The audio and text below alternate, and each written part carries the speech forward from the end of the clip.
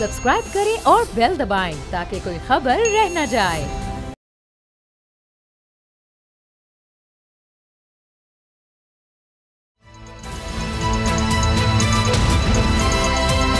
अब पता चला। बिस्मिल्लाहिर्रहमानिर्रहीम, अस्सलाम वालेकुम। मैं हूं मोहम्मद उसामा गाजी और आप देख रहे हैं अब पता चला। जब से भारत में मोदी सरकार आई है, अक़लियतों और ख़ास तौर पर मुसलमानों पर ज़मीन तंग कर दी गई है। इनकी माल जान आबरू कुछ भी तो महफूज नहीं। बीजेपी के इक़्तिदार के बाद से हिंदू इंतहा पसंद बेकाबू हो गए हैं। मुसलमान पर बिला इश्तियाल हमले, इनके खिलाफ मुजाहरे और पुरतशद्दुद कार्रवाइयाँ मामूल बन गई हैं। कभी मस्जिदों की शहादत, कभी मुसलमान बस्तियों को तख्तो ताराज करना और मुसलमानों से मारपीट आम सी बात हो गई है। फिर इन वाक़यात की वीडियोज़ सोशल मीडिया पर वायरल की जाती हैं, जिसका मकसद खौफ फैलाना, दहशत बिठाना है। सितम ज़रीफ़ी यह है कि हुकूमत या फिर पुलिस ऐसे वाक़यात की रोकथाम तो दूर की बात, मजम्मत तक करने की रवादार नहीं। इस जुल्म, बर्बरियत और नाम नहाद जमहूरी रियासत का भांडा अब आलमी मीडिया भी फोड़ने लगा। भारत की इलाहाबाद हाई कोर्ट ने अल जज़ीरा की डॉक्यूमेंट्री पर पाबंदी लगा दी है, जिसमें हिंदुत्व की हकीकत को बेनकाब किया गया है। लेकिन ऐसी पाबंदियों से हकीकत कब छुप सकती है? इंतहा पसंदी को फरोग देकर मोदी सरकार ने जो आग लगाई है, अब इसके शोले घर को जलाने लगे हैं। भारतीय रियासत मणिपुर में आज़ादी की तहरीक में शिद्दत आ गई है। सैकड़ों हलाकतों की इतला है, हज़ारों फौजी तैनात हैं, मगर हालात कंट्रोल में नहीं आ रहे। आज़ादी के मतवालों ने मणिपुर में वज़ीर सनत का घर भी नजर आतिश कर दिया। हालात क्या रुख इख्तियार करेंगे, जल्द पता चल जाएगा। पाकिस्तान की बात करें तो यहाँ भी सियासत में एक तूफान बरपा है। गैर फितरी हुकूमती इत्तेहाद में अब तकरार शुरू हो गई है। नून लीग और पीपल्स पार्टी आमने सामने आ गई हैं। ये क्या मामला है, इसी से आगाज़ करेंगे। सैयद मुजम्मिल शाह मेरे साथ हैं, सिद्दीक जान मेरे साथ होंगे। लेकिन पहले मैं आपको देखूं कि कौन क्या कह रहा है। सबसे पहले वज़ीर दाखिला राना सनाउल्लाह साहब की सुनिए, जो कहते जी इनसे हमारी लड़ाई नहीं हो रही, इलेक्शन हम एक दूसरे के खिलाफ ही लड़ेंगे। ज़रा देखिए, बात बढ़ते बढ़ते इंसानी हुकूक तक भी आ गई है। तहरीक इंसाफ के रहनुमाओं के घरों पर छापे, तोड़ फोड़, दीवारें फलांगना, ये सब आप देख रहे हैं। पकड़ धकड़ तो है ही। नदीम अफजल चंद साहब पाकिस्तान पीपल्स पार्टी के सीनियर रहनुमा है, वो खुर्रम दस्तगीर साहब वज़ीर तवानाई को, अता तारड़ को टैग करते हुए ट्वीट करते हैं, मियाँ तारिक साबिका MNA और लाला असदुल्ला के साथ जो आपके हलकों में पुलिस कर रही है, मैं अपने मुखालिफिन के साथ कभी ऐसा ना होने दूँ। सियासत करें, मुखालिफिन के घर ना तोड़वाएं, इस तरह मुस्लिम लीग मजबूत नहीं होगी। साथ उन्होंने तस्वीर शेयर की है कि किस तरह उनके घरों में कोई चीज़ नहीं छोड़ी गई, कोई चीज़ सलामत नहीं रहने दी गई। लेकिन फिर अली इम्तियाज़ बड़ाइच कहते हैं जी प्लीज़ समवन रिमाइंड चंद साहब his party is part of this government, कि चंद साहब को कोई याद करा देगा जी आपकी पार्टी हुकूमत का हिस्सा है। तो चंद साहब जवाब देते हैं, I know but not part of this game. कहते हैं जी हाँ ठीक है, हुकूमत का हिस्सा है, लेकिन इस खेल का हम हिस्सा नहीं है। तो अब ये बात भी यहाँ तक पहुँच रही है कि अब ताने एक दूसरे को दिए जा रहे हैं। साथ ही बिलावल भुट्टो साहब से शिकायत लगाई गई है पाकिस्तान पीपल्स पार्टी पंजाब के रहनुमाओं की तरफ से कि जी हमारा तो कोई काम ही नहीं होने दिया जा रहा, यहाँ तो नून लीग की सिर्फ चल रही है पंजाब में। तो ये सारी बातें हो रही हैं, तो इख्तिलाफ बढ़ते चले जा रहे हैं। मुजम्मिल, ये आगे रुकेंगे या इलेक्शन तक आपको लगता है कि ये तो शोला बन जाएगा? देखिए, इलेक्शन के हवाले से भी मफाद जो हैं वो दोनों पार्टीज़ के बहुत डिफरेंट हैं। पीपल्स पार्टी का इलेक्शन पे कोई ख़ास एतराज़ नहीं है इस साल। उसकी वजह यह है कि दे आर प्रिपेयर्ड और उनको लगता ये है कि हम अगर अभी इलेक्शन में जाते हैं तो बेहतर होगा। लेकिन दूसरी जानिब इसाक डार साहब और शहबाज शरीफ साहब का जो फेस है गवर्नमेंट का सामने वो है, और उनको they will have to face the music, क्योंकि अगर ये पिछले 1-1.5 साल की परफॉर्मेंस का सवाल होगा तो उनसे होगा। और वो ये चाहेंगे कि कोई ऐसी इंटरिम गवर्नमेंट आ जाए जो एटलीस्ट 6 महीने 1 साल रहे, ताकि आवाम की मेमोरी से जो हमारा ये 1 साल था ये निकल जाए, और IMF से नेगोशिएट भी उनको करना पड़े, और हम अपनी इलेक्शन कैंपेनिंग जो है वो अपनी परफॉर्मेंस से डी लिंक करके अलहदा नए सिरे से उसका आगाज़ करें। तो अब ये जो कॉन्फ्लिक्ट है ये आहिस्ता आहिस्ता इमर्ज कर रहा है और दिखाई भी दे रहा है कि क्लियर हो गया। जिस तरह आपने तमाम बयानात भी चलाए और नाजरीन को दिखाया कि कितनी कन्फ्लिक्टिंग बयानात दोनों तरफ से आ रहे हैं और कहने को इत्तेहादी हैं PDM के। तो लगता यही है कि एक और मसला जो क्रिएट किया जाएगा जाने से पहले वो हल्का बंदियों का भी हो सकता है। और अगर हल्का बंदियों का नोटिफिकेशन ऐसा कर दिया जाए कि पुरानी हल्का बंदियों पे इलेक्शन नहीं होगा, हुकूमत उसको बैक कर दे, तो इलेक्शन कमीशन तो कुछ नहीं कर पाएगा उस स्टेज के ऊपर ना, क्योंकि उनको दोबारा से जो है वो नई मरदमशुमारी के तहत और नए डाटा के तहत हल्का बंदियों को प्रोसीड करना पड़ेगा। और उसमें कम से कम टाइम भी अगर हम कहें तो 6 महीने तो कहीं नहीं गए। तो वो देखते हुए एक टैक्टिक ये भी इस्तेमाल हो सकता है सिटिंग गवर्नमेंट की तरफ से, ताकि फिलफौर इस साल में या इस साल के अख्ताम पे इलेक्शन में ना जाया जाए और उनको ये स्पेस मिल जाए, जो एक फेस सेविंग मिल जाए, जो कि इस सारी परफॉर्मेंस के हवाले से है। तो पीपल्स पार्टी को इस पर कोई ख़ास एतराज़ नहीं होगा, लेकिन जहाँ तक बात है इस गवर्नमेंट की, नून लीग की बात है, तो फेस इस गवर्नमेंट का नून लीग ही है। पीपल्स पार्टी वजारत ख़ारजा का फेस है और किसी का नहीं है, और इसीलिए ये इंटरेस्ट में जो कॉन्फ्लिक्ट आ रहा है, ये बयानात में जो तेज़ी आ रही है, जिसका सोर्स यही है कि सियासत जो है वो हम देख रहे हैं। जिस तरह लाहौर के अंदर भी ये शिकायत की जा रही है, जरदारी साहब आए तो झंडे उतार दिए गए, ये भी कहा जा रहा है कारकुनान की तरफ से। पंजाब में ब्रीफिंग दी जा रही है कि तैयार नहीं है हमारे उम्मीदवारान अभी, और दूसरी तरफ नून लीग है जो ये कह रही है कि मरीम साहिबा ने हर हल्के का दौरा करना है और उम्मीदवारान को फाइनल उन्होंने करना है, हम स्ट्रॉन्ग पोजीशन में हैं।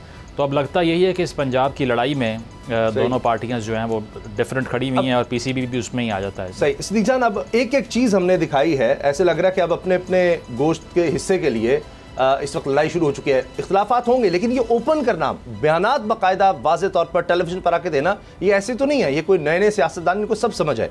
तो ये अलग अलग लाइन ले रहे हैं। आज मौलाना फजलुर रहमान साहब की वज़ीर-ए-आज़म शहबाज शरीफ से मुलाकात भी होती है, वहाँ गवर्नर राज की शिकायत हर पार्टी ने की है। लेकिन उस्मान भाई, ये कुछ चीज़ें तो हैं वो उसमें मुसलसल बात करते हैं, कोई नई बात नहीं है।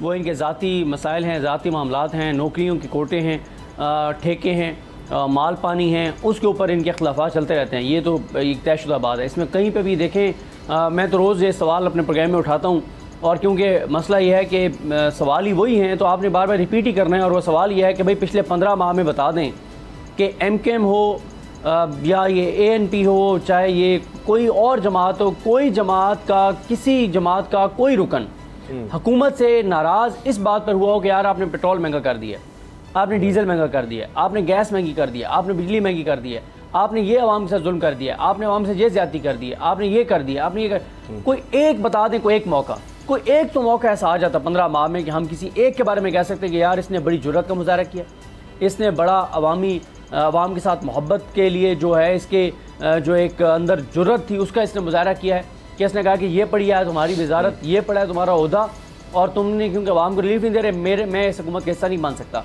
कोई एक भी ऐसा नहीं है। शहबाज शरीफ की काबीना जो है, ये टोटल जो ओहदेदार आप मिला लें, यानी जो इनके मामलीन खुसूसी हैं, मुशीर हैं, वफाकी वज़रा हैं, वज़ीर ममलिकत हैं, या कुछ और जो पार्लिमानी जो ओहदे दिए हुए हैं, फिर इसी तरह से जो कुछ और इस तरह की स्पेशल जगह क्रिएट करके 100 के करीब हैं, उन 100 में से किसी एक ने ये नहीं कहा कि आवाम के साथ ये हो रहा है तो लिहाजा मैं जा रहा हूँ। मसला ये है कि इनके ज़ाती मामलात हैं। लेकिन असल जो डिस्कशन करने वाली बात है, जिस पे आप भी अपनी राय दें, मुज़म्मिल साहब भी अपनी राय दें, कि जब ये आप एक दूसरे के साथ लड़ेंगे, एक दूसरे के बयानात देंगे, पिछले 15 महीनों ने एक दूसरे को डिफेंड किया है, और आप देखें कि कमरुज़्ज़मान कायरा साहब को अगर आप सुने जिस तरह से वो शहबाज शरीफ साहब को डिफेंड करते हैं, तो आप तलाल चौधरी साहब को भूल जाते हैं। तलाल चौधरी साहब तो गुस्से में आ जाते हैं ना, वो तो और तरह से मियां साहब को डिफेंड करते हैं। लेकिन जिस लॉजिक के साथ, जिस दलील के साथ, चाहे वो गलत ही दलील होती है, लेकिन जितने दलील के साथ जिस तरह से वो कमरुज़्ज़मान कायरा साहब शरीफ खानदान को डिफेंड करते हैं, ऐसे पूरे शरीफ खानदान का अपने कोई फ़र्द शरीफ खानदान को डिफेंड नहीं करता, नून लीग का कोई एक रुकन शरीफ खानदान को डिफेंड नहीं करता। तो अब अगर आकर इलेक्शन से पहले अगर कमरुज़्ज़मान कायरा साहब और चंद और सीटों पे जहाँ पे सीट एडजस्टमेंट जाती है पीपल्स पार्टी, अगर वो नहीं होती और नून लीग सीट एडजस्टमेंट नहीं करती, तो फिर कायरा साहब भी खिलाफ बयान देने लग जाएंगे। तो मेरा सवाल आप दोनों से ये है कि अब जब पीपल्स पार्टी ये बयान देना शुरू कर देगी, तो आवाम क्या बेवकूफ़ बन जाएगी कि दोबारा ये जी नून लीग की अपोजिशन शुरू कर दी है, पीपल्स पार्टी ने ज़बरदस्त बयान आ रहे हैं, और आवाम को लगेगा कि यार हमारी जज्बात की तर्जमानी हो रही है, वाकई ये ज़बरदस्त बात कर रही है आवाम। वो जो 15 माह का एक्सपीरियंस है आवाम का, जो आवाम देखती रही है, और जितनी आजकल यूथ हमारी अवेयर है, तो क्या वो इस चीज़ को नहीं मानेंगे? उनको नजर आएगा कि नूरा कुश्ती है, ये ड्रामा हो रहा है, सिर्फ ये है कि हुकूमत के अंदर से एक पोजीशन क्रिएट कर दो ताकि तहरीक इंसाफ की जगह जो है फिल करने की कोशिश की जाए। तो क्या लगता है इससे ये आवाम को बेवकूफ़ बना पाएंगे या नहीं? लोगों को पता है कि ये अब जो होगा ये नूरा कुश्ती है। सिद्दीक जान, चूँकि आपने सवाल पूछा, तो मेरा ज़ाती ख्याल है कि ये तो 13 से 18 बल्कि 8 से 18 तक मैं समझता हूँ किसी न किसी चीज़ रही है, और उसका एडवांटेज तहरीक इंसाफ को फिर मिला है। खैबर पख्तूनख्वा में पहले, फिर पंजाब में। तो मुझे नहीं लगता कि किसी तरह से भी ये चीज़ चलेगी। पहले भी इमरान खान साहब ये कहते रहे इसको नूरा कुश्ती, तो मुझे नहीं लगता कि अब जिस तरह से ये 1.5 साल इन्होंने गुजारा है, या अभी 14 महीने गुजर गए हैं, तो इसका जो मर्जी अब कर लें। वो कारकुनों की हद तक तो होगा कि जाकर एक बात करने के लिए देखिए जी ये ज़्यादती हुई, लेकिन मुझे नहीं लगता कि अवामी सतह पर कोई एक दूसरे के वोट ले सकेंगे या अपने लोगों को सेटिस्फाई कर सकेंगे जो घरों में बैठे हैं मायूस कि जी वो इस वजह से आ जाएंगे कि जी हाँ नून लीग की खराबी थी, पीपल्स पार्टी की। सिंध में वो डायनामिक्स और है, वहाँ पर पीपल्स पार्टी कंफर्टेबल लेगी, लेकिन मुझे नहीं लगता पंजाब में कोई बड़ा कमबैक कर सकेगी। अगर कोई लोग चले जाते हैं, तरीन साहब का ग्रुप जो है उसका भी बहुत बुरा हाल है, तो उसका थोड़ा बहुत इम्पैक्ट पड़ सकता है कलेक्टिबल्स का, लेकिन ज़्यादा नहीं। मुजम्मिल देखिए, इस पे तो अग्री करता हूँ मैं आपसे, क्योंकि अगर हल्के की पॉलिटिक्स करनी है तो वहाँ जाके आपने किसी को तो अपोज करना है ना। अगर हल्के में जाके आप कहेंगे कि नून लीग भी अच्छी है, पीपल्स पार्टी वाले ये कह रहे होंगे, और जो नून लीग वाले हैं वो इनको अच्छा कह रहे होंगे, तो आवाम कहेगी कि फिर उनको वोट दे देते हैं, आप क्या करने आए हैं। तो पॉलिटिक्स में जो अस वर्सेस दम वाली एनालॉजी यूज़ करनी होती है, उसके लिए कुछ ना कुछ तो करना है। पुराने बयानात देख लीजिए, शहबाज शरीफ साहब के घसीटने की बात किया करते थे और बड़ा कुछ कहा था उन्होंने, लेकिन बाद में वो सब रिवर्स हुआ, ओवरटर्न हुआ। तो सियासत के सीने में कोई ख़ास दिल नहीं होता। आजकल ये सारा कुछ तो हम देख रहे हैं, बयानात की जो बात है, ये भी रिलक्टेंटली मजबूरन करना पड़ रहा है पीपल्स पार्टी और नून लीग को। उसकी वजह यह है कि आपने अगर अपोज ना किया इलेक्शन से बिल्कुल पहले, तो वो सेलिंग पॉइंट क्रिएट नहीं होता, जलसों के अंदर वो हरारत नहीं आती, और वो बयानबाजियाँ जो मीडिया की जीनत बनती हैं वो नहीं चलती। तो ये देखते हुए ये मजबूरन किया जा रहा है। मुझे नहीं लगता कि कोई आइडियोलॉजी का इतना बड़ा क्लैश है। और लोगों में इससे कोई फ़र्क पड़ेगा वोटर्स के जी? नहीं, उसमें देखें इनकी जितनी नून लीग की जो अपर पंजाब की पॉलिटिक्स है वो तो काफ़ी इफेक्ट हुई है पिछले 2 से 3 साल में। पीपल्स पार्टी का ये कहा जा सकता है कि अगर वो अपोज करते हैं नून लीग को ज़्यादा, तो फिर अपर पंजाब में वो स्टेक्स लेने की कोशिश कर सकते हैं। बाकी साउथ में तो मुझे नहीं लगता कोई फ़र्क पड़ेगा आवाम को वहाँ पे। ठीक है, अगर अपर पंजाब की बात करें तो वहाँ पीपल्स पार्टी ने अगर अपना कुछ स्ट्रेंथन करना है। जी सिद्दीक, जल्दी से हमें अगली खबर पे भी जाना है। मुजम्मिल साहब, जी मुजम्मिल साहब, ये जो आप बात कर रहे थे ना, पहले मेरा भी यही ख्याल था, यानी 17 जुलाई से पहले तक मैं भी ये समझता था कि साउथ की अगर मैं बात करूँ, मैं खुद साउथ से हूँ, तो मुझे ये था कि नहीं, जो मर्ज़ी हो जाए, वहाँ पे जो विनिंग हार्सेस हैं, जो उनका वोट है, वही जो है उन्हीं के साथ इंटैक्ट रहेगा। लेकिन 17 जुलाई का जो अगर आप उसको थोड़ा सा स्टडी करें ना उस नतीजे को, तो आप हैरान हो जाएंगे। आप यानी बैकवर्ड तरीन इलाकों में आप किसको देखते हैं? साउथ पंजाब में बक्खर और लिया, ये बैकवर्ड तरीन इलाकों में शुमार किए जाते हैं जी। आप दोनों जगह इलेक्शन था, बक्खर में भी इलेक्शन था, लिया में भी इलेक्शन था, और दोनों में शहरी हल्के में इलेक्शन नहीं था। दोनों में जो है वो जो इलेक्शन जिन एरियाज़ में था वो मोस्टली देही इलाके थे। आप वहाँ पे देही इलाकों की भी पोलिंग स्टेशनों के रिजल्ट उठा के देख लें, ख़वातीन के पोलिंग स्टेशनों के, तो आप हैरान हो जाएंगे। तो मैं ये समझता हूँ, जो मैं अब जाता हूँ और मैं लोगों में देखता हूँ, देही इलाकों में बहुत ज़्यादा इस हवाले से अवेयरनेस आ गई है। वहाँ पे भी अब धड़े का वोट नहीं रहा, वहाँ किसी विनिंग हार्स का वोट नहीं रहा, ज़ात बरादरी के ऊपर वोट नहीं रहा। वहाँ पे भी बहुत ज़्यादा जो है वो पार्टी का जो मंशूर है, जो नज़रिया है, जो लीडरशिप है, उसके ऊपर जो है वो वोट डिसाइड होगा। और ये बहुत हैरान कौन होगा। और ये कोई ऐसी बात मैं नहीं कर रहा कि जो आप कहेंगे यार ये तो आप जो बात कर रहे हैं पता नहीं, हम देखेंगे होता है नहीं होता, हमारा ख्याल है नहीं ऐसा नहीं है, आपका ख्याल कुछ और है। मैं तो सिर्फ कह रहा हूँ कि केस स्टडी बना लें आप। 17 जुलाई को कुछ ना करें, सिर्फ 17 जुलाई के इलेक्शन में ख़वातीन के पोलिंग स्टेशन को उठा के देख लें। मैंने एक हारने वाली शख्सियत से पूछा, उनके एक करीबी शख्सियत से पूछा, मैंने कहा ये बताएं कि आप क्यों इलेक्शन हारें? उन्होंने कहा देखें जी, हमें पता था कि यूथ का वोट तो हमें नहीं पड़ना, हमने जहन में मार्जिन रखा हुआ था कि इतने % जो है वो हमें ये धचका लगेगा यूथ के वोट का। तो मैंने कहा फिर क्या हुआ? कहते यार हमारे लिए वहमो गुमान नहीं था कि देही इलाके की ख़वातीन बगावत कर देंगी हमारे साथ और हमें वोट नहीं डालेंगी। जिनके घर के बड़े हमें कमिटमेंट दे चुके थे, दुआ खैर दे चुके थे, हमारे साथ ऐलान कर चुके थे, यूथ ने तो बगावत की अपने उन बुजुर्गों से, लेकिन ख़वातीन ने भी कर दी। इसका मतलब है कि नौजवानों ने अपनी माओं को, बहनों को, जो ख़वातीन है फैमिली की, उनको कायल कर लिया। तो मैंने कहा कि ये कैसे हो गया? तो उन्होंने कहा कि इसमें एक फैक्टर ये भी था, एक तो यूथ ने कायल कर लिया घर की ख़वातीन को, दूसरा ये हुआ कि जो उन इलेक्शन में तहरीक इंसाफ की ख़वातीन गई थी मुख्तलिफ शहरों से, वहाँ पर उन्होंने डोर टू डोर कैंपेन चलाई थी, इस वजह से। तो मैं ये समझता हूँ बहुत फ़र्क आ गया है। जिन इलाकों को आप बैकवर्ड कहते हैं, देही इलाके कहते हैं, वहाँ पर भी बहुत फ़र्क आ गया है। और इस बार सारे तजिए, सारे अंदाजे बिल्कुल गलत हो जाएंगे अगर इलेक्शन के बैलेट पेपर के ऊपर वो निशान मौजूद हुआ जिस निशान पर आवाम की इस वक्त जो अक्सरियत एक जो नजर आती है वो ठप्पा लगाना चाहती है। लेकिन ब्रेक भी लेनी है जल्दी से। सदीक, ये इस पे देखें ना, टर्न आउट मुझे लग रहा है कि लोएस्ट होगा अगले इलेक्शन में। तो जो लो टर्न आउट है वो भी चीज़ों को इतना बदल नहीं सकता जो आप जिस वोटर की बात कर रहे हैं, अगर वो बाहर ही ना आया वोट डालने के लिए तो फिर रिजल्ट्स वही आएंगे जो प्रेडिक्ट किए जा रहे हैं। दूसरा ये कि जिस तरह से हवा चलती है जनरल इलेक्शन से पहले, वहीं पर हम देखते हैं ट्रेंड चला जाता है, तो करिश्मे भी हो जाते हैं अक्सर, जो कराची में भी हुआ है उसी नौयत का वहाँ भी हो सकता है। और इसमें कोई ऐसी पाकिस्तान की पॉलिटिक्स में कुछ भी प्रेडिक्ट करना इज़ नियर टू इम्पॉसिबल मुझे लगता है। तो अभी कह नहीं सकते कि साउथ में होना क्या है। अच्छा, मुझे ब्रेक अगर एक दो जुमले बात देखिए मुज़म्मिल साहब, जो हाँ देखें ब्रेक के बाद इस पे ज़रा ये अच्छी एक डिस्कशन इस पे बात कर भी लेंगे, लेकिन मैं आपको बताऊँ कराची में जो कुछ हुआ है ना, वो आवाम के वोटों का नहीं हुआ। वो आवाम ने जिनको वोट दे दिया था, मैंडेट दे दिया था, उनके साथ जो हुआ है वो उसका शख्साना है, वो उसका नतीजा है। तो आवाम का मैं जो देख के आया हूँ, मैं तो अभी भी हो के आया हूँ बहुत से इलाकों से, मैं जो देख के आया हूँ, अच्छा, मुझे 0.1% भी नहीं लगता। ठीक है, ब्रेक के बाद भी इस पर थोड़ी सी डिस्कशन कर लेंगे, और खासतौर नून लीग के अंदर जो इलेक्शन हुए हैं वो बड़े दिलचस्प हैं, वो आपको दिखाएंगे कि उनके कुछ रहनुमा इस बारे में क्या कह रहे हैं। ब्रेक के बाद अब पता चला। नून लीग की पार्टी के अंदर इलेक्शन हुए हैं, और क्या इलेक्शन हुए हैं, कमाल हो गया जी। क्योंकि शहबाज शरीफ साहब एक दफ़ा फिर बिला मुकाबला सदर, इसहाक डार ओवरसीज़ के सदर और मरीम नवाज़ चीफ ऑर्गेनाइज़र बन गई हैं, मुंतखब हो गई हैं। बिला मुकाबला को मुकाबले पे आ ही नहीं सकता। लेकिन इन्हीं हवालों से जिस तरह से इलेक्शन होते हैं, क्योंकि इलेक्शन कमीशन ने कहा हुआ है जी आप करवाएं तो एक कार्रवाई होती है, कुछ अहम रहनुमा नून लीग के जिनमें हम देखते हैं शाहिद खान अब्बासी है, मिफ्ताह इस्माइल हैं, वो क्या कहते हैं देखिए। शाहिद खान अब्बासी साहब साहब वज़ीर आज़म हैं, और वो ये तक कह रहे हैं, कल ही उन्होंने एक प्रोग्राम में कहा कि मैं तो इलेक्शन ही नहीं लड़ूंगा, ये बेमकसद से इलेक्शन है, और पार्टी में इलेक्शन उन्होंने क्या लड़ना था। इसके साथ आप ये देखिए कि इसहाक डार कहते हैं ये री इमेजिनिंग वालों ने ही बेड़ा गर्क किया है।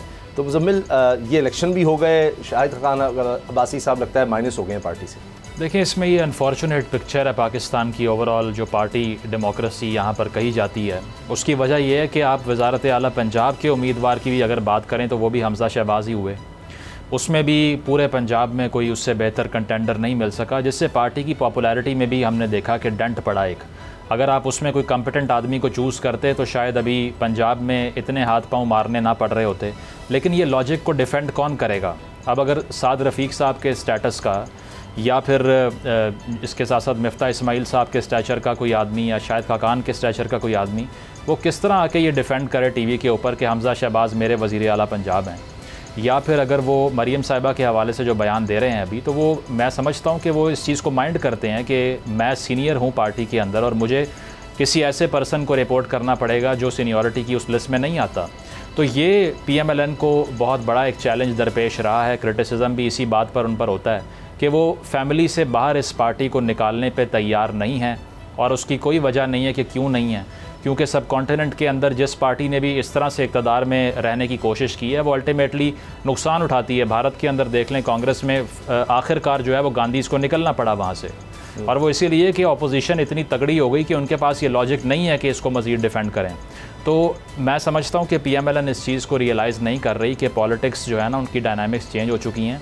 90 की दहाई ये नहीं है, और इसमें फैमिली से बाहर निकालने का जो पैरानोया जिसको कहते हैं, या डर खौफ है कि किसी और के हाथ में अगर पावर चली गई तो हम चैलेंज हो जाएंगे, इसको नहीं करना चाहिए। एक मिसाल सेट करें कि पार्टी ख़ुद जमहूरी है, इसीलिए पाकिस्तान में जमहूरियत की स्ट्रगल कर रही है। अगर इस तरह से इलेक्शन होगा कि बिला मुकाबला सब मुंतखब हो रहे हैं और कोई इलेक्शन लड़ने की भी जसारत नहीं कर सकता, अदरवाइज़ पार्टी से निकाल दिया जाएगा, तो ऑब्वियसली आप क्या एक्सपेक्ट करेंगे उसमें कि लॉन्गर रन में किसी नौजवान का हिस्सा हो सकता है ऐसी पार्टी के अंदर? कोई आपकी मेरी तरह का आदमी जो बाहर से आए सिस्टम में जगह बनाने की कोशिश करे, उसके लिए कोई स्पॉट नहीं है, कोई स्पेस नहीं है। क्योंकि ये जो इंतखाबात हो रहे हैं, इसमें कौन सी मिसाल सेट हुई है कि कोई स्टूडेंट आके इलेक्ट हो गया या फिर कोई वर्किंग क्लास का बंदा इलेक्ट हो गया? तो ये सिर्फ एलीट की एक जो है ना गेम है, और इसमें नून लीग को और पीपल्स पार्टी को भी किसी हद तक ये सोचना चाहिए कि कितने अरसे तक इस तरह से इस सिस्टम को ड्रैग कर सकते हैं, और ये मिसाल सेट करके कि हमने फैमिली से बाहर पॉलिटिक्स को नहीं निकालना। अब इसहाक डार की मिसाल भी ले लें, उनसे भी पुराने थे लोग, लेकिन इसहाक डार जिस तरह आगे आ जाते हैं वो भी फैमिली की वजह से, नवाज़ शरीफ साहब की बेटी के ससुर हैं। तो ये इस तरह सदीक जान कब तक चल सकता है? आपको लगता है कि वो जो आप बात कर रहे थे नौजवानों की या जिस तरह ख़वातीन, तो वहाँ पर अब ये चीज़ जा रही है? शायद सोशल मीडिया का भी एक इम्पैक्ट है कि ये डिस्कशंस होती हैं कि जी सारी दुनिया में ही नहीं होता, हमारे यहाँ, और बिल्कुल फैमिली ही नज़र आती है। मरीम साहबा शायद 10-15 साल से एक्टिव होंगी, लेकिन जो 40 साल से नून लीग के साथ हैं वो आपको उनकी कोई औकात ही नज़र नहीं आती उनके मुकाबले पर।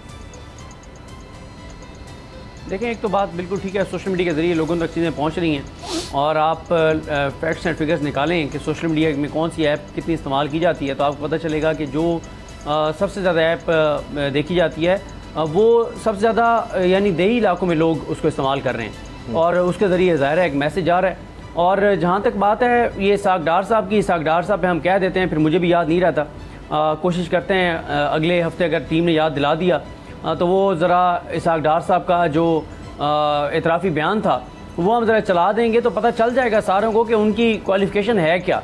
और या वो आप ऑडियोज़ देख लें जो इसहाक डार साहब के आने से पहले शहबाज शरीफ साहब के प्रिंसिपल सेक्रेटरी की उनके साथ है कि जी डार साहब को आने दें, वो माहिर हैं इस तरह की 2 नंबरियों के वारदातें डालने के, जाली काम करने के, वो पहले भी मियाँ साहब के इस तरह के काम कराते रहे हैं। या इसहाक डार साहब का जो अपना एतराफ़ी बयान है कि कैसे उन्होंने शरीफ ख़ानदान के लिए मनी लॉन्ड्रिंग की, कैसे अकाउंट खुलवाए, फिर वो काजी फैमिली के बयान वो सारा कुछ मौजूद है। तो ये उनकी क्वालिफिकेशन है, उनकी जो मेहरबानी है इस कौम पर है ना, वो हमने ब्रेक के बाद भी जो मुल्क का हाल कर दिया, हमने उस पर मईशत पर बात भी करनी है, वो सारा उन्हीं का किया धरा है। और लेकिन किसी की जरूरत नहीं है, जो भी बोलेगा वो आप देख लें, इसहाक डार साहब हिल ही नहीं सकते जनाब, जिस तरह प्राइम मिनिस्टर को नहीं आप हिला सकते कि वो भाई है, ये समधी है। और वहाँ मौलाना साहब की पार्टी में भी यही काम शुरू हो चुका है। बिल्कुल ऐसे मैं पता नहीं क्योंकि आज मैं शहबाज शरीफ साहब की तकरीर नहीं सुन सका, लेकिन मैंने अभी सोशल मीडिया पे कहीं देखा कि लिखा हुआ था कि शहबाज शरीफ साहब ने कहा है कि उनकी पार्टी में कोई जगह नहीं है जो इसहाक डार साहब की वतनी पीठ में छुरा घोंप रहे हैं या इस तरह की कोई बात भी उन्होंने की है। यानी उनका इशारा जो है वो शायद नवासी साहब और मिफ्ता इस्माइल साहब की तरफ होगा। तो अब इसमें एक और मसला भी है कि इसलिए भी घर में उहदे रखते हैं, और ये सिर्फ ये उहदे नहीं है जो आपको नज़र आते हैं। आप अगर कभी उठा के देखें कि नून लीग में कौन कौन करीब है और उसमें कौन कौन शरीफ ख़ानदान का करीब का या दूर के रिश्तेदार है, किस किस के साथ उनके बिजनेस पार्टनरशिप है, कौन उनको कहाँ पे इस्तेमाल होता है, तो आपको पता चलेगा कि कोई क्राइटेरिया ये नहीं है कि उसकी पार्टी के साथ क्या वफादारी है या आवाम के लिए उसकी क्या कमिटमेंट है या आवाम के लिए उसकी क्या सर्विसेज हैं। अक्सरियत आपको नज़र आएगा कि किसी न जिसको भी आम होता दिया जाता है उसके साथ कुछ और भी ज़ाती मफादात जुड़े होते हैं। किसी के साथ कोई बिजनेस चल रहा है, किसी के साथ कोई हाउसिंग सोसाइटी काटी हुई है, किसी के साथ कोई और कारोबार कर रहे हैं, कोई किसी और काम आ रहा है, किसी को रखा हुआ है कुछ इदारों को गालियाँ देने के लिए, वहाँ पे इस्तेमाल करने के लिए। तो ये मेयारात हैं शरीफ खानदान के नज़दीक, नवाज शरीफ साहब के नज़दीक कोई क्राइटेरिया ये नहीं कि उसने डिलीवर करना है या वो करप्ट नहीं है। अब देखें कि एक तो हम तरमीम देख रहे हैं जो की गई है इलेक्शन एक्ट में। एक तो ये कि जी इलेक्शन कमीशन के पास पूरा इख्तियार आ गया, कब उसने अनाउंस करना है, उसको किसी मुशावरत की सदर की या उसकी ज़रूरत नहीं है। दूसरा ये कि जी अब 5 साल के लिए सिर्फ नाअहली होगी, जहाँ आइन में वाज़ेह तौर पर लिखा। तो मुज़म्मिल ये भी लग रहा है कि ये नवाज़ शरीफ साहब के लिए है, या चले जहांगीर तीन कह सकते हैं, लेकिन एक पहले 18वीं तरमीम में भी शर्त ये रखी गई थी कि तीसरी दफ़ा वज़ीर-ए-आज़म बन सकेंगे मियाँ नवाज़ शरीफ साहब, फिर हम 18वीं तरमीम जो है ना वो करेंगे, क्योंकि मुशर्रफ साहब ने वो कर दिया जी 2 दफ़ा ज़्यादा नहीं बन सकता। तो ये भी है कि जी मियाँ नवाज़ शरीफ नज़र आ रहा है कि वो फिर लड़ना चाह रहे इलेक्शन, और फिर ज़ाहिर है प्राइम मिनिस्टर के अलावा वो क्या हो सकते हैं। देखिए, इसमें तो मियाँ नवाज़ शरीफ साहब और जहांगीर तरीन साहब के लिए खुशखबरी है बेसिकली। उसकी वजह यह है कि दोनों का बड़ा सिमिलर केस है, चाहे वो डिस्क्वालिफिकेशन डिफरेंट ग्राउंड्स पर है, लेकिन एंड रिज़ल्ट यही है कि सियासत में हिस्सा नहीं ले सकते। तो एक प्रिंसिपल चीज़ तो ये है कि तायात नाअहली मैं समझता हूँ होनी नहीं चाहिए। उसकी वजह यह है कि अगर कोई जुर्म हुआ है या ऐसा कुछ हुआ है तो उसको जो उसका फॉल आउट है वो फेस करने के बाद आपको जो है वो सियासत में हिस्सा लेने की परमिशन होनी चाहिए, क्योंकि मैंडेट इस तरह से सप्रेस होता है और मैंडेट को डिनाई करने से हमेशा नुकसान पहुँचता है मुल्क को भी और जमहूरियत को भी। तो एक चीज़ तो ये है कि तायात नाअहली का प्रिंसिपल होना नहीं चाहिए था, और इसके साथ साथ मैंने देखा कि तहरीक इंसाफ और JI ने इसको अपोज़ किया है। तो जब भी वो अपोज़ करते हैं किसी ऐसी चीज़ को, वो कल को उनके सामने भी आ जाती है। जिस तरह से पहले PTI ने अपोज़ किया 62-63 को कि इसको ख़त्म नहीं होना चाहिए, वही लागू हुआ उनके चेयरमैन पे, बल्कि आ रही है नैब की पेशियाँ भुगत रहे हैं, वो भुगत रहे हैं। नैब के हवाले से उनका स्टांस ये था कि नहीं, बिल्कुल सही इख्तियारात हैं, उसी को भुगत रहे हैं आज, और अब इसको कह रहे हैं कि ये भी गलत हुआ है तो कल को आप भी तायात नाअहल हो सकते हैं। तो फार साइटेडनेस नहीं है, दूर अंदेशी नहीं है सियासतदानों में, इसीलिए वो सिर्फ तब तक एक लेजिस्लेशन को सपोर्ट करते हैं जब तक वो मुखालिफ पे लागू हो रही है। तो तकाजा ये था कि अगर ये मिल बैठ के करते सब तो फिर शायद लेजिटिमेट ज़्यादा लगता, जो कि अब नहीं लग रहा ऑब्वियसली। जिस तरह से आपने कहा कि एक फ़र्द को फ़ायदा देने के लिए है, नैब अमेंडमेंट लॉ भी इसीलिए था। तो जिस तरह से एग्जीक्यूट हुआ है वो गलत है, लेकिन वैसे ओवरऑल डिस्क्वालिफिकेशन नहीं होनी। ये बहुत एक अहम राय है बहुत से लोगों की, जो मैं समझता हूँ कानून के माहिरीन भी हैं, लेकिन जी नहीं ब्रेक नहीं है सदीक। मैं इस पर सिर्फ ये अर्ज़ करना चाह रहा हूँ कि इसमें हम देखते हैं कि बाहर की दुनिया में होता है कि जिस पर इस तरह से प्रूव हो जाए चार्ज, वो तो सियासत में सवाल ही पैदा नहीं होता कि वो आ सके, चाहे उस पर कोई कदम दोबारा ना हो, लेकिन लोग ही उसको इतनी सी बात पर कि जी आपने सरकारी खर्च पर पार्टी क्यों रख ली, आपके बच्चे ने क्यों रख ली घर पर पार्टी, और वो सरकारी खर्च पर हो गई या वो आपके साथ किस तरह से आ गया, वो फारिग हो जाते हैं। तो ये ना हो कि हमारे यहाँ जी साल 2 साल बाद आपने करप्शन किया अरबों रुपया बतौर प्राइम मिनिस्टर ही सही, तो उसको होगा क्या बात है 2 साल के लिए हम जाएंगे, उसके बाद फिर वापस आऊँगा और फिर वही मैं अरबों पति दोबारा से हो जाऊँगा। लेकिन उसामा जिन ग्राउंड्स पे 2017 में नाअहली हुई थी उस पर चेयरमैन तरीक इंसाफ भी कह चुके हैं कि वो किसी और वजह से हुई थी असल में। हाँ जी, ये भी है। जी जी सिद्दीक,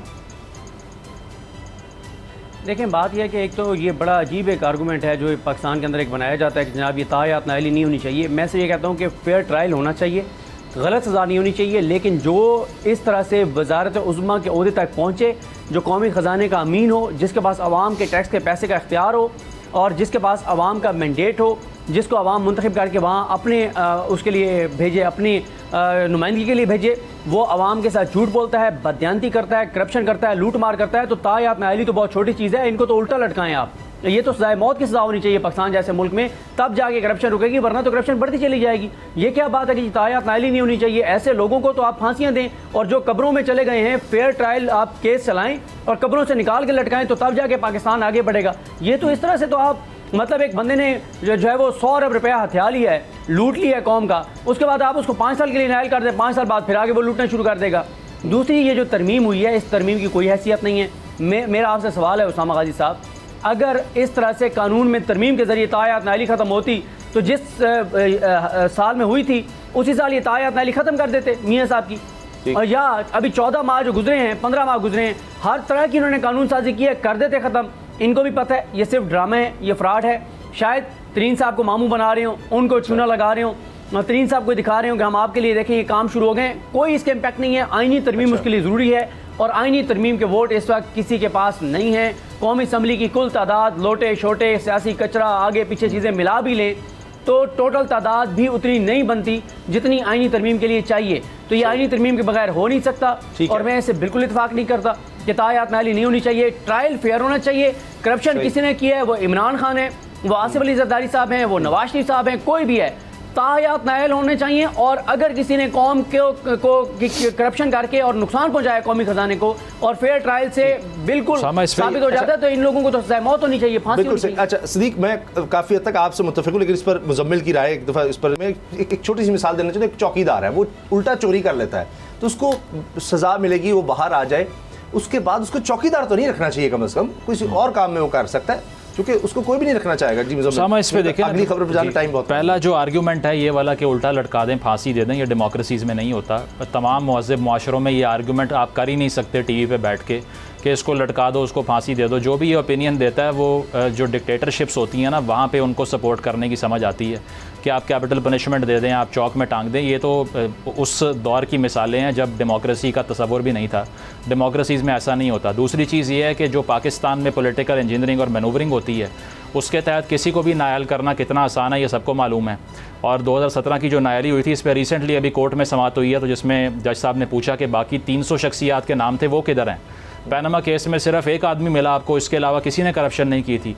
तो ये जिस तरह से हथकंडों को इस्तेमाल किया जाता है सियासी डिवाइस क्रिएट करने के लिए, पनामा पर नहीं हुई थी बिल्कुल, तो अकाउंट उनका बाहर निकल आया, आप अपना वो नहीं हुई, लेकिन जो केस जिस तरह से खुद नोटिस लिया गया, जिस तरह से वो चला, उसकी ट्रांसपेरेंसी पे सब सवाल उठाते हैं। हम अकेले तो नहीं जो इस पर बात कर रहे हैं। अच्छा, इसका कॉन्टेक्स्ट जरूर देखना चाहिए, उसके बाद डिस्कशन है। कहीं ना कहीं ये हमारे सियासतदान माशाल्लाह हमें मौका देते रहेंगे, हम इस पर फिर मजीद बात कर लेंगे। आखिर में जनाब आ जाते हैं जो इस वक्त माशी सूरत हाल है, और इसमें जनाब इसहाक डार साहब क्या कह रहे हैं जी, घबराने की ज़रूरत नहीं है। और मिफ्ता इस्माइल साहब बिल्कुल को और कहानी कहते हैं कि जी इन्होंने करना भी है कुछ या नहीं, वो भी बता दें। पहले आपको सुनवाते हैं। अच्छा, मेरे पास एक मिनट है। इसहाक डार कह रहे हैं जी ये तो डिफ़ॉल्ट हमें करवाना चाहते हैं, श्रीलंका बनाकर फिर नेगोशिएट करना चाहते हैं, लेकिन फिर भी उनको यकीन है कि जी 30 से पहले सारे मामला हो जाएंगे। 30 सेकंड्स हैं जी। पहले सिद्दीक देखें, इंतखाबात ये 30 सेकंड में तो बात नहीं हो सकी थी, बड़ी लंबी बात है, इस पर कल बात करते हैं। इलेक्शन और तरीन साहब का मामला और नवाज शरीफ साहब का मामला। अच्छा ठीक है, लेकिन ये मईशत के हवाले से आपको क्या लग रहा है कि इसहाक डार साहब क्या मैं पूछूँ अब इतबार क्या करना तो ये तो 30 जून तक मुझे नहीं लग रहा कि एक मामला बनेगा। मुजम्मिल देखें, इस पे जो भी सियासतदान, मैं तो एक लिटमस टेस्ट है कि जो भी सियासतदान इस नज़रिए को सियासत में यूज़ करे कि हमारे खिलाफ साजिश हो रही है कहीं से, 99% झूठ ही बोल रहा होता है। उसकी वजह यह है कि वो रिस्पॉन्सिबिलिटी लेने की कोशिश नहीं करता, किसी और पे डाल देता है। तो ये जियो पॉलिटिक्स की जो बात है, इसको भी आपने एक्सपोज करना है, आपने मैनेज करना है। फॉरेन मिनिस्ट्री आपके पास है, गवर्नमेंट आप हैं, तो ये कहना कि उस वजह से हम फेल हो रहे हैं, दिस इज़ अटर फेलियर कि आप जिम्मेदारी लेने से इनकार कर रहे हैं। चलें जी, अब देखते हैं 30 जून भी 14 दिन देखते हैं तब तक क्या होता है। लेकिन मुझे बिल्कुल भी इसाकदार साहब की किसी बात पर अब एतबार रहा नहीं है। अल्लाह हाफ़िज़।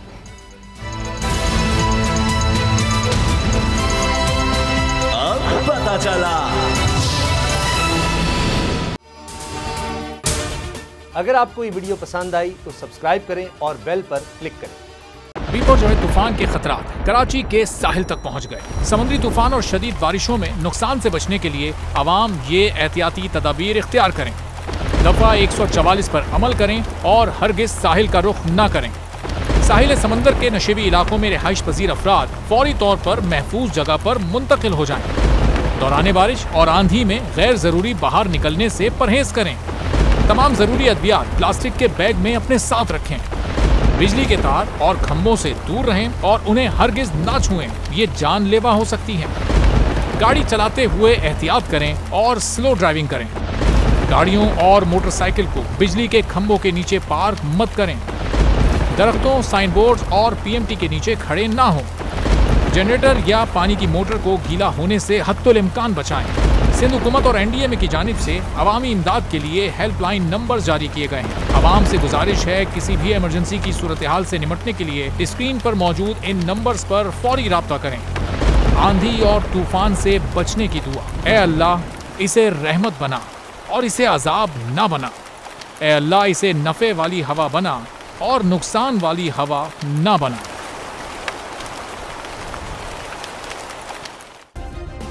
सब्सक्राइब करें और बेल दबाएं ताकि कोई खबर रह न जाए।